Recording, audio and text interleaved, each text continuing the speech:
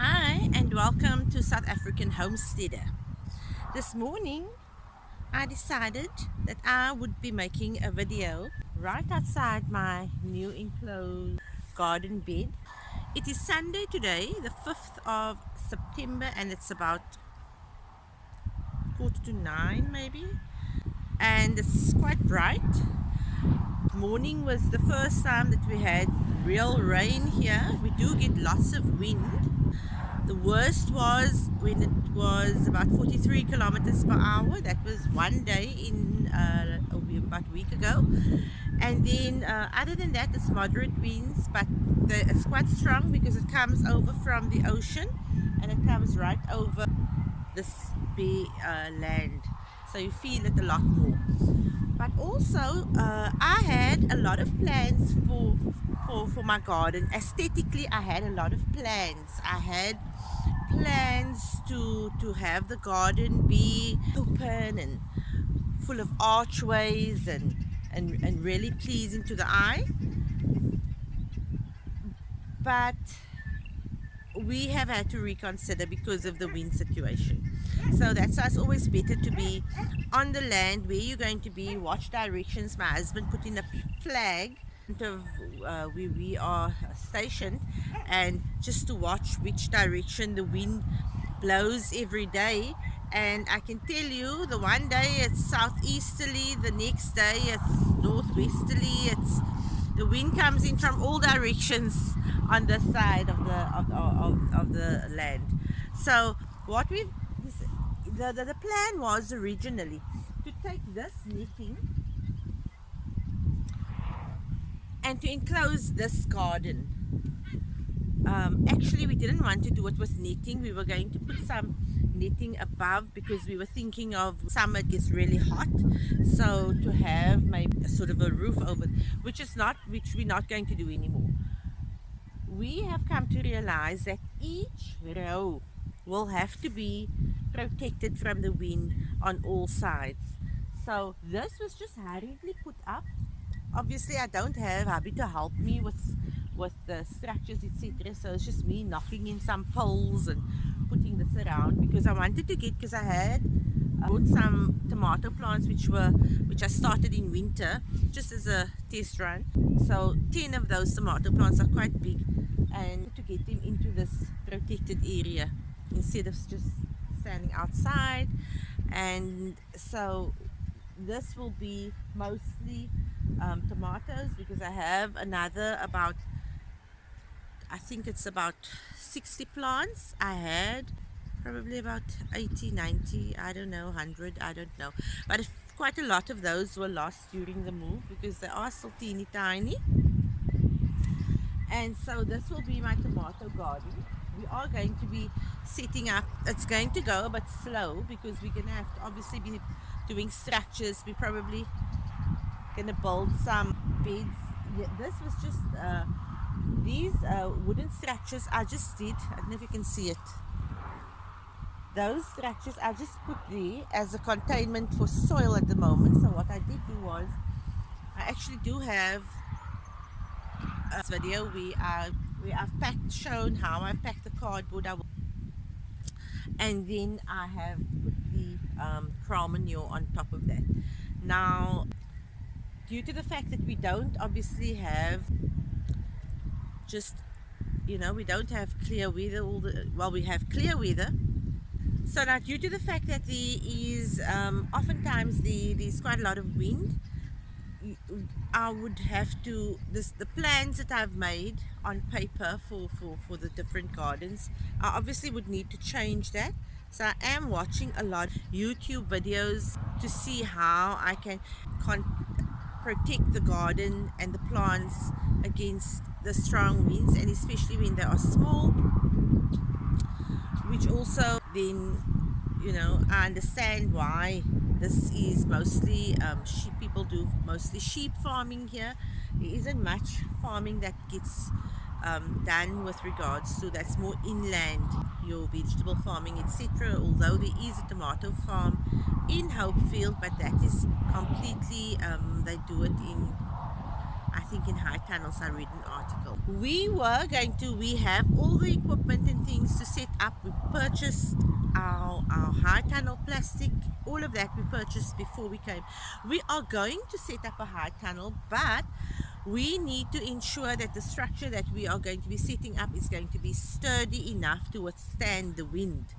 So obviously everything is going to take time. This little garden I set up just merely so that I can have something growing for this year. And I'm obviously going to start with my tomatoes, my peppers, and then I will see which items of what will grow a lot quicker because in this weather.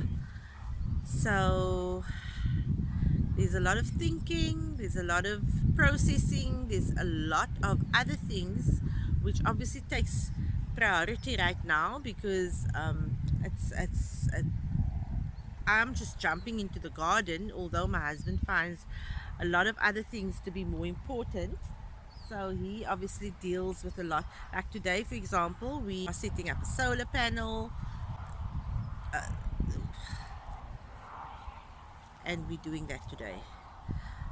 But for now, I just thought I would show you around my little garden. I'm going to spin this camera around and I'm going to show you what is happening inside here. Nothing much. I haven't planted anything yet.